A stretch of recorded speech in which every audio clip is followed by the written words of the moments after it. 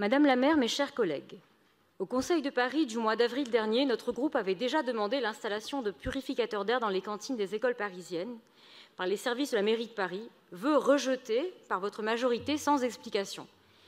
Vous avez par la suite indiqué vouloir concentrer, et vous le confirmez ce soir, vos efforts sur l'installation de capteurs de CO2 qui n'ont toutefois été installés que dans 500 classes sur près de 8000 classes d'écoles et de collèges publics parisiens.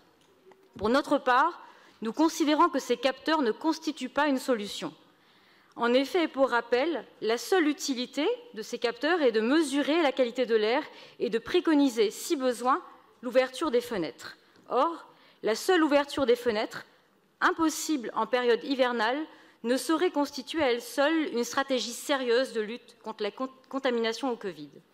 Par conséquent, notre groupe Changer Paris se fait encore une fois le relais de l'inquiétude de nombreuses familles en cette rentrée des classes, tant d'un point de vue sanitaire, peur de la contamination et du virus, que d'un point de vue organisationnel, risque d'avoir des enfants à la maison. Vous ne pouvez pas ignorer l'étude publiée le 9 mars 2021 par l'Institut Pasteur, qui cible comme lieux principaux de contamination ceux des repas, aussi bien en milieu privé que professionnel. Par ailleurs, d'après les points épidémiologiques de Santé publique France, pour plus de 25% des cas, les clusters prennent place en milieu scolaire. Face à cette réalité, la seule solution pour de nombreux parents a été de retirer les enfants ponctuellement des cantines le temps de la pandémie. Ce n'est pas acceptable, ni pour les enfants qui s'en trouvent lésés, ni pour les finances des caisses des écoles qui s'en trouvent fragilisées. Les cantines, et ce n'est pas moi qui vais vous l'apprendre, chers collègues de gauche, est un moyen de garantir l'égalité de tous les enfants par un service public leur offrant une alimentation équilibrée, diversifiée et de qualité.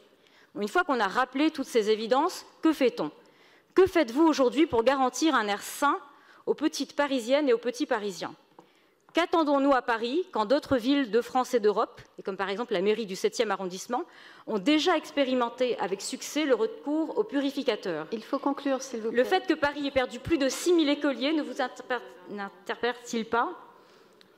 Je vais conclure. Nous vous demandons donc une énième fois de nous aider, arrondissement, à financer des purificateurs d'air dans les cantines. Il en va de la santé des petites Parisiennes et des petits Parisiens. Je vous remercie.